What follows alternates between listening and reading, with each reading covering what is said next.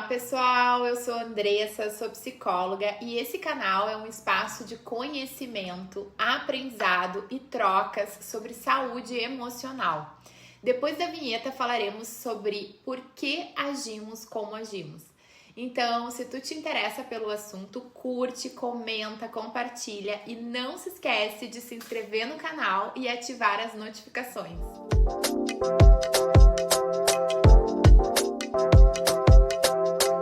Por que agimos da forma que agimos? Imagina que cada pessoa tem diferentes jeitos de pensar e agir em diferentes situações. Chamamos esses jeitos de modos. Ao longo da nossa vida, fomos aprendendo a responder de certas maneiras a diferentes situações. Essas respostas foram úteis em algum momento para nos adaptarmos ao ambiente e lidarmos com os desafios e as adversidades. A nossa maneira de agir é influenciada por essas experiências passadas e pelas estratégias que desenvolvemos para lidar com elas. Bom, isso nos ajuda a entender melhor por que agimos da forma como agimos. O nosso cérebro, ele faz a economia cognitiva. Então, uma vez que ele tenta uma estratégia para lidar com alguma experiência, para se adaptar a alguma situação, e entende que funcionou, deu certo, ele vai seguir repetindo, ao longo da vida. Então, ele faz essa economia cognitiva. Por quê? Porque pensar novas estratégias gasta muita energia. Então, ele vai economizar energia. O que acontece é que lá atrás, na nossa infância, era um outro contexto. Na vida adolescente e na vida adulta, o contexto mudou. Então lá as estratégias foram adaptativas, mas hoje pode ter desadaptado. Então, por exemplo, se alguém cresceu em um ambiente onde precisava ser muito cuidadoso e atento aos detalhes, isso pode fazer com que essa pessoa seja meticulosa em seu trabalho, na vida adulta. Essa característica, ela pode ter sido adaptativa na infância, mas ela também continua a influenciar o seu comportamento na vida adulta. Os modos esquemáticos são como jeitinhos que a gente tem de sentir e agir. Eles envolvem pensamentos, comportamentos e até mesmo o jeito como o nosso cérebro processa informações.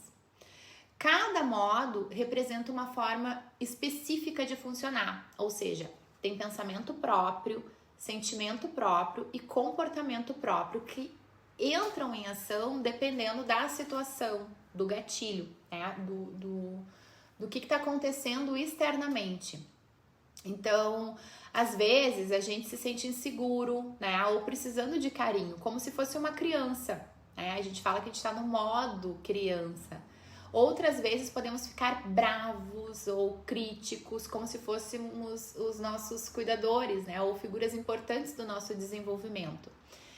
É como se tivéssemos várias versões de nós mesmos, cada uma de um jeito diferente. E, bom, saber reconhecer esses modos é muito útil. Por quê? Porque o simples fato de percebermos em qual modo estamos pode ser crucial para nos fazer refletir e encontrar estratégias de enfrentamento mais adaptativos.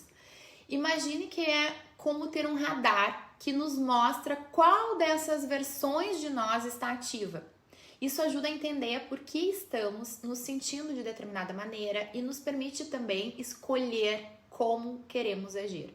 Isso traz essa liberdade, E isso é muito importante, É importante entender que esses jeitos de ser, eles foram úteis em algum momento da nossa vida.